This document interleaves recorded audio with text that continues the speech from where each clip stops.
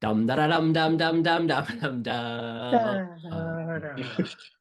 And you know what? You guys instantly know that I'm talking about Moldova and the fact that Natalia Barbu has had her first rehearsal at Eurovision 2024. Shall we talk about her? Let's Let's do do it. it. do this.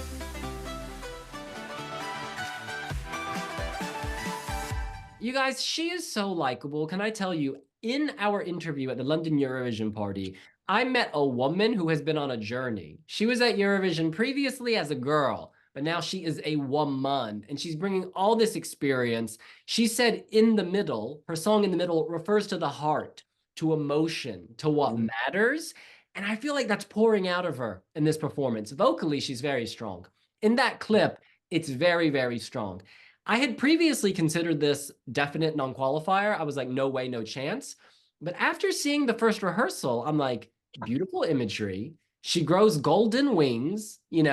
She clearly has moments built in with camera angles, like there are bubbles coming out of the sea. You could see that up close. There are butterflies swirling around her as she plays that violin. She's giving us energy, life, nature, so many natural elements. And I am here for it. This is a huge grower. She wasn't a shower. She is a It grower. was. Louise. Yeah. So for me, I really, really like the backdrop. I feel like it's so beautiful. The trees, beautiful. The butterflies on the cubes are also really cool. The wings, of course. So again, I don't think this is a short qualifier by any means. I think it will struggle at best. But one path towards qualification that I see for her is the fact that it's probably one of the performances that people will feel the most familiar with, because this is something that's, I mean, it's not going for anything big, anything extra. It's just a very good performer singing a nice song with a beautiful voice, and that's it. And well dressed with a beautiful dress and some beautiful backdrops.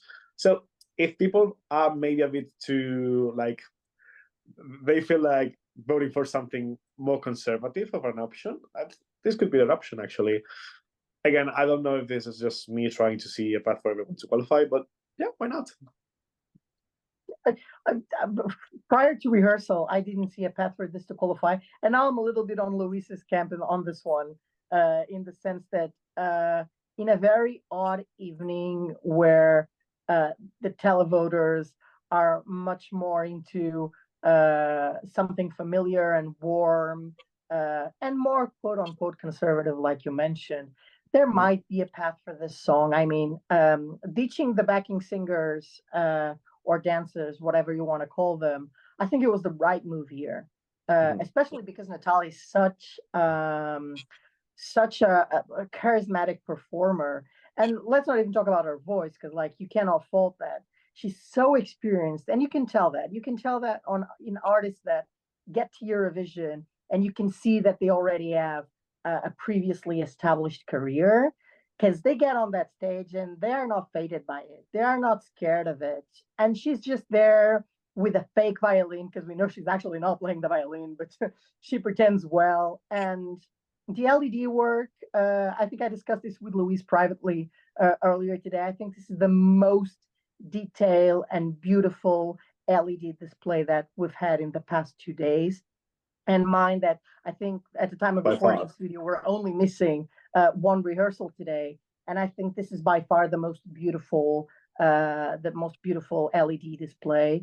And I do believe this performance will be made of moments, camera moments, camera angles, her engaging with the camera, because the song is nothing extraordinary. So there really needs to be some visual moments here to carry this and push it over the finish line.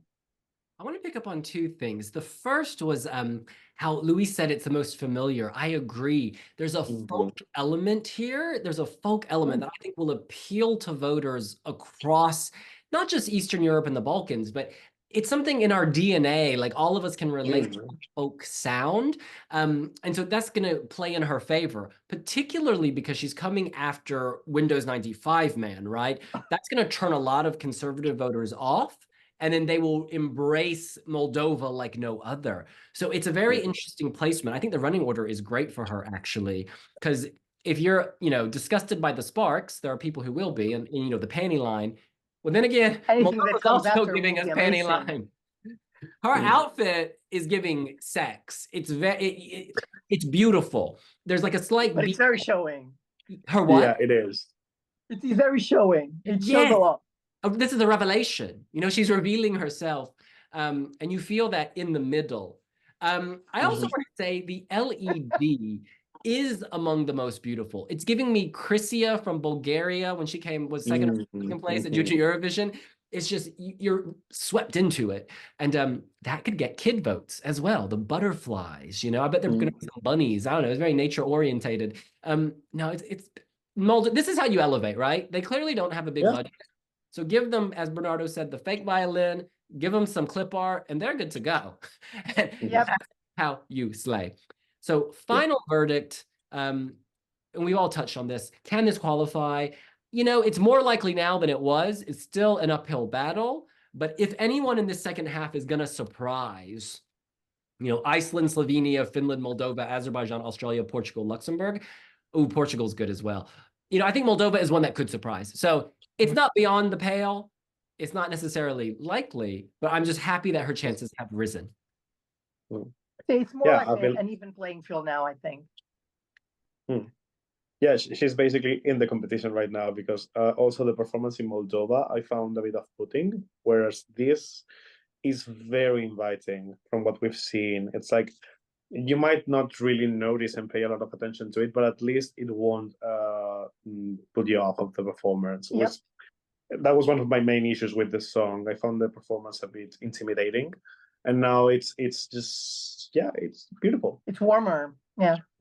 Yeah, and warm. She transformed a budget of 5 cents and a ham sandwich into a beautiful butterfly. But Moldova are masters of that. We know that. Well said, Mr. Pastel de Nata. Well, look, that's what we think. What do you think? Are you loving Moldova?